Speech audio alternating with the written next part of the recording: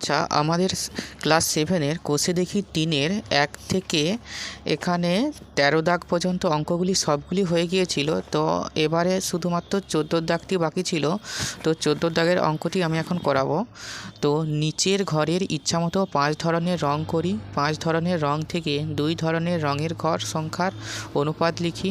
ওই অনুপাতগুলির কোনগুলি গুরু অনুপাত, কোনগুলি লঘু অনুপাত ও কোনগুলি সাম্যানুপাত লিখি। ওই অনুপাত থেকে যদি 4 ধরনের রং করা ঘরের সংখ্যা সমানুপাতে থাকে তাহলে তা লিখি। তো এই অঙ্কটিতে কি বলেছে দেখো, এই অঙ্কটিতে এই যে ছকটা দেখতে পাচ্ছ, এই ছকটায় 5 রকমের রং দিতে হবে।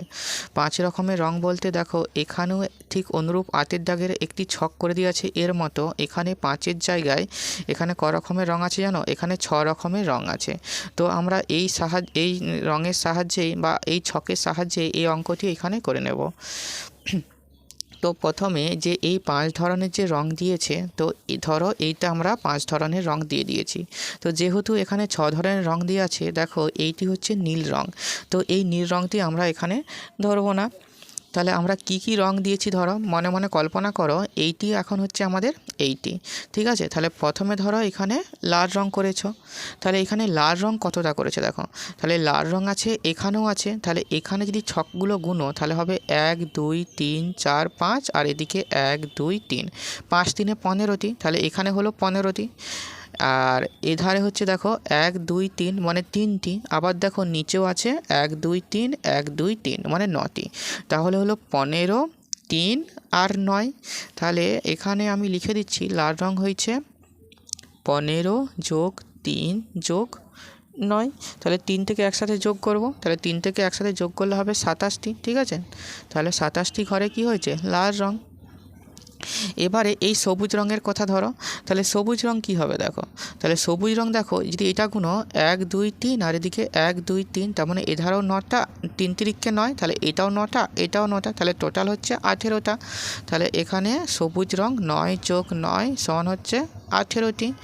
এবারে ধরো আর এক প্রকার রং ধরো, এটা হচ্ছে তুমি বাদামি রং দিয়েছো।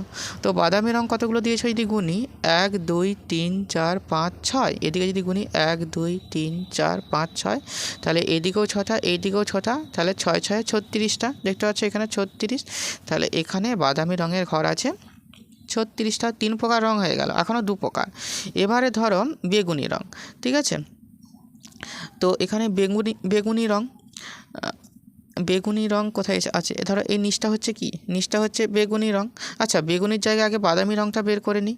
তো এটা হচ্ছে বাদামি রং, বাদামি রং আমরা 36টা পেয়েছি। এবারে বেগুনি রং, তো বেগুনি রং যদি গুনি 1 2 3 4 5 6 7 8 9 10 11 12 13, আর এদিকে 1 2 3 মানে 13 3 39টি।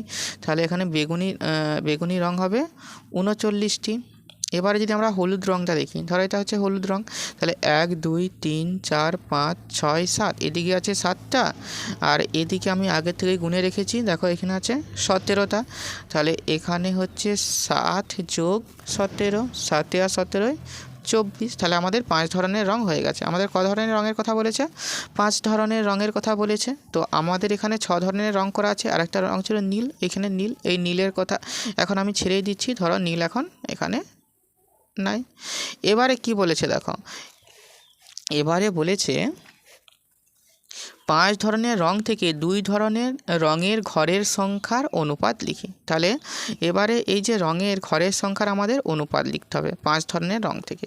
তাহলে প্রথমে আমরা লাল আর সবুজ রঙের অনুপাতটা আমরা বের করতে পারি। তাহলে আমরা এখানে লাল অনুপাত সবুজ, তাহলে লাল কত, লাল আছে 27 অনুপাত সবুজ কত 18,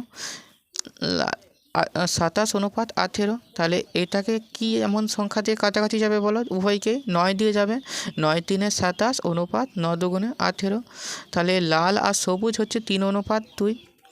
এবারে আমরা যদি ধরো এই জোড়াটা হয়ে গেল, এবারে যদি আমরা এই বাদামি আর বেগুনি ধরি তাহলে করি এখানে। তাহলে বাদামি অনুপাত বেগুনি, তাহলে বাদামে কত আছে 36, তাহলে 36 অনুপাত বেগুনি কত আছে 39। 36 আর 39কে কী দিয়ে কাটাকাটি যাবে, উভয়কে 3 দিয়ে যাবে, 3 দিয়ে করলে হচ্ছে 3 12 36 আর 3 13 39, ঠিক আছে। তাহলে 12 অনুপাত 13, এই দিকটা হলো তোমার 3 অনুপাত 2 হচ্ছে লাল আর সবুজ। আর একটা সাম্যানুপাত কিনা আমাদের করতে হবে। তো এখানের মধ্যে সাম্যানুপাত কি আছে, একটাও না। দেখো এখানের মধ্যে সাম্যানুপাত নাই কিন্তু। তো আর একটা আমি বেগুনি আর হলুদ করে দিচ্ছি। আর একটা হচ্ছে বেগুনি অনুপাত হলুদ। তাহলে বেগুনি কত আছে, বেগুনি আছে 39 অনুপাত হলুদ কত আছে, হলুদ আছে 24, তাহলে 39 অনুপাত 24। যদি আমরা কাটাকাটি করি 3 দিয়ে, 3 13 39 আর 3 8 24, তাহলে 13 অনুপাত 8।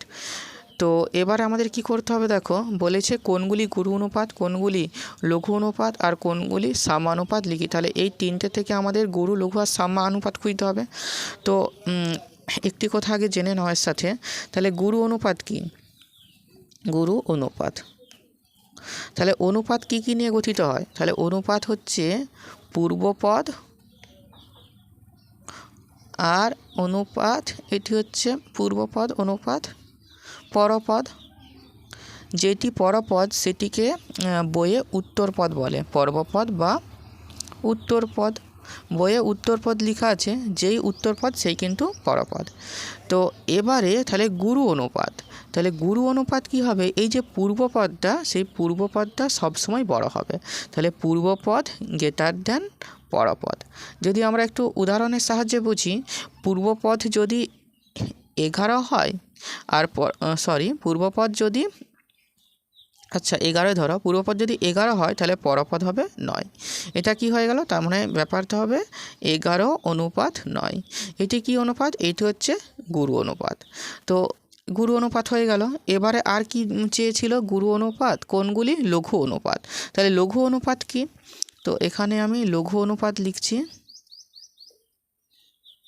তো লঘু অনুপাত ব্যাপারটা কি, তাহলে আমাদের এটা হচ্ছে পূর্বপদ, পূর্বপদ আর কি দরকার থাকে, উত্তরপদ, উত্তরপদ বা পরপদ। উত্তরপদের অপর নাম হলো পরপদ, এখানে অনুপাত। তো এখানে পূর্বপদটা যদি হচ্ছে ছোট হয়, তার মানে এই যে এইখানে 9টা ধরো, এখানে পূর্বপদ হচ্ছে 9 অনুপাত উত্তরপদ হচ্ছে 11, মানে পূর্বপদ হচ্ছে ছোট, উত্তরপদ হচ্ছে বড়। তো সেক্ষেত্রে এটা হচ্ছে লঘু অনুপাত। আর সাম্যানুপাত, আর একটা কি আছে, সাম্যানুপাত, সাম্যানুপাত জিনিসটা কেমন দেখো, মানে দুটো পদই সমান হবে। তাহলে এটা হচ্ছে ধরো পূর্বপদ আর একটা হচ্ছে উত্তরপদ, যেটাকে পরপদও বলে। তাহলে এখানেও যা থাকবে এখানেও তা থাকবে, মানে এখানে যদি 25 থাকে এখানেও থাকবে 25। তাহলে উভয়কে কি দিয়ে যাবে, 25 দিয়ে যাবে। তাহলে 25 একে 25, এখানেও 25 একে 25, 1 অনুপাত 1, মানে পূর্বপদেও যা থাকবে উত্তরপদেও তা থাকবে, সেইটা কি বলা হবে, সাম্যানুপাত। তো এখানের মধ্যে আমাদের খুঁজে বের করতে হবে। তাহলে প্রথমে যদি আমি দেখি, দেখো লাল আর সবুজ, লাল আর সবুজ কি আছে, বড় আর ছোট। পূর্বপদ আছে বড়, উত্তরপদ আছে ছোট। তাহলে এটা কি অনুপাত, তাহলে এটাকে আমরা গুরু অনুপাত বলে লিখে দিতে পারি, গুরু অনুপাত। এইটা কি দেখো 12 আর 13, তাহলে এরা কি, এরা হচ্ছে পূর্বপদ আছে ছোট, উত্তরপদ আছে বড়। তাহলে এটাকে লঘু অনুপাত বলে আমি লিখে দিতে পারি, লঘু অনুপাত। দেখো বেগুনি আর হলুদ আছে 13 আর 8, তার মানে কি এটা হচ্ছে পূর্বপদ, প্রথমেরটা হয় পূর্বপদ 13 আর উত্তরপদ আছে 8 ছোট, তাহলে এটাও কিন্তু গুরু অনুপাত, ঠিক আছে, এটিও গুরু অনুপাত। এবারে কি বলেছে দেখো, এবারে বলেছে যে ওই অনুপাত থেকে যদি 4 ধরনের রং করা ঘরের সংখ্যার সমানুপাত থাকে তাহলে তা লিখি। তাহলে আমাদের 4 ধরনের রং করা ঘরের সমানুপাত আছে কি না সেটা আমাদের খুঁজে বের করতে হবে। তো সেটা আমরা কি করে খুঁজে বের করব, দেখো এর জন্য আমরা প্রথমে অনুপাতগুলো মিলাবো, ঠিক আছে। তো এখানে দেখো যদি আমরা একটু ভালোভাবে দেখি, এখানে কিন্তু আমরা কোনো সাম্যানুপাত পাবো না, কিন্তু সাম্যানুপাত পেতেও পারি যদি আমরা একটু বুদ্ধি খাটাই।